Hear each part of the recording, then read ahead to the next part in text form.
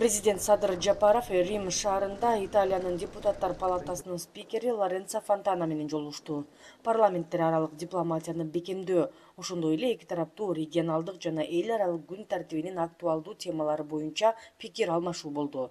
Спикер Лоренцо Фонтана мамлекет башчысын жылуу тосуп алып, Садыр Жапаровдун Италияга жасаган достук сапары, эки өлкө ортосундагы мамилелердин мындан аркы өнүгүшүнө жана тереңдешине жаңы дем берерин баса белгиледи. Ал ошондой эле Садыр Жапаровдун бизнес өкүлдөрү менен боло турган жолугушуусу өз ара пайдалуу жана кызыктуу болооруна ишенимин билдирди. Лоренцо Фонтана италиялык ишкерлер жигердүү инвестиция салып, эл аралык рыноктарда иштөөнү артык көрөрүн айта кетти.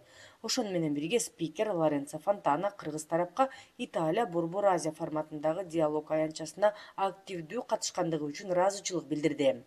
Кыргызстандын президенти өз кезегинде бул жолугушуу Кыргызстан менен Италиянын ортосундагы парламенттер аралык диалогду алга жылдырууга олуттуу өбөлгө болоорун белгиледи. Сүйлөшүүнүн жүрүшүндө Садыр Жапаров Кыргызстандын саясий жетекчилиги Италия менен эки тараптуу мамилелердин бүтүндөй комплексин өнүктүрүүгө даяр экенин ырастады.